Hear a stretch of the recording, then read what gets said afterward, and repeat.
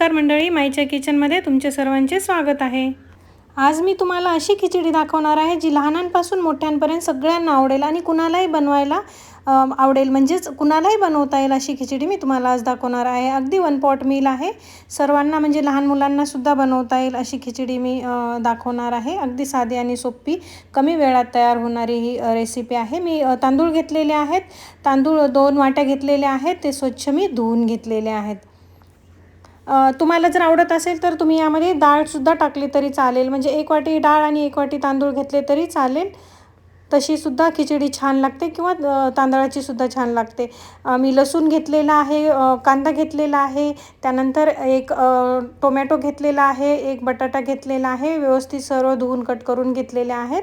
आता कुकर गरम झाल्याच्या नंतर तेल टाकून त्यामध्ये मी मोहरी टाकलेली आहे आणि आपले शेंगदाणे टाकलेले आहेत। शेंगदाणे आवडीनुसार, कुणाला आवडतात कुणाला नाही आवडत, आमच्या घरी आवडतात शेंगदाणे म्हणून मी टाकलेले आहेत।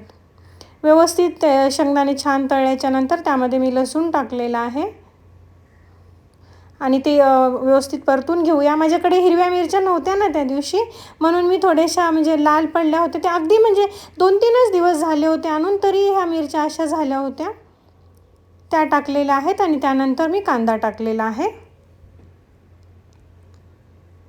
यामध्ये भरपूर भाज्या जरी टाकल्या ना तरी चालेल, छान लागते। त्यानंतर मी एक वांगं सुद्धा घेतलेलं होतं, स्वच्छ धुवून बटाटा आणि वांगं मी कट करून टाकलेलं आहे। छान मस्त परतून घ्यायचं आणि त्यानंतर आता आपण हळद टाकून घेऊया, चवी म्हणजे कलर जसा आपल्याला आवडेल तसा।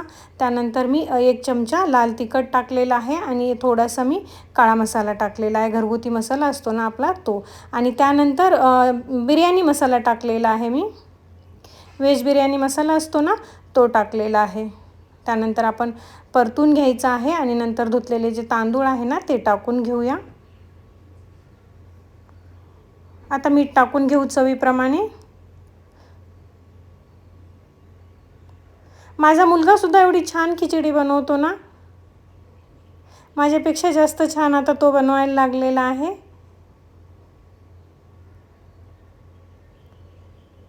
व्यवस्थित परतून घ्यायचं आहे छान आणि त्यानंतर आपण पाणी टाकून घेऊया।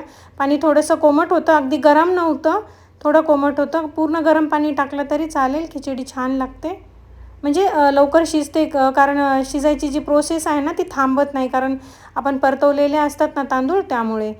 जर 2 वाट्या तांदूळ असेल ना तर 4 वाट्या पाणी टाकायचं आहे आणि तांदूळ इंद्रायणी वगैरे जर असतील ना तर 2 वाट्या तांदूळ असतील तर आपण 2.5 वाट्याच पाणी टाकायचं आहे।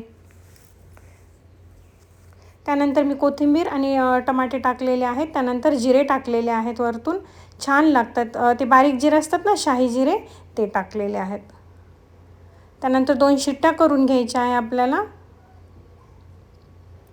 2च करायच्या, जास्त नाही करायच्या, म्हणजे प्रत्येकांनाच माहिती असतं बाबा, सगळ्याच गृहिणी ह्या अगदी म्हणजे सर्वांनाच सुगरण असतात, सर्वांनाच येतं, पण जे नवशिके असतात ना त्यांच्यासाठी आहे बरं का हे, म्हणजे कुणाला समजतं, नवीन शिकणाऱ्यांना कुणाला समजत नाही ना, म्हणून मी सांगितलेलं आहे पाणी वगैरे किती टाकायचं ते। कारण आता माझा पण मुलगा बनवायला लागला ना स्वयंपाक थोडा थोडा, तसं बरेच हॉस्टेलला वगैरे मुलं असतात, मुली असतात, त्यांच्यासाठी। बघा किती छान मोकळी आणि सुटसुटीत खिचडी झालेली आहे। तुम्ही यामध्ये सोयाबीन टाकलं तरी छान लागतात। मस्त आंब्यासोबत छान सर्व करायचं। आता या सीझनमध्ये आंबे आहेत ना, त्यामुळे तुम्ही अशीच खाऊ शकता, लिंबू टाकून, दही टाकून। अगदी बघा तुम्ही, किती साधी आणि सोपी रेसिपी आहे, खूप म्हणजे अगदी कमी वेळात तयार होते, वन पॉट मील आहे। तुम्हाला आवडली का ते मला नक्की सांगा। आवडली असेल तर व्हिडिओला लाईक, शेअर आणि आपल्या चॅनलला सबस्क्राईब करायला विसरू नका। बाय।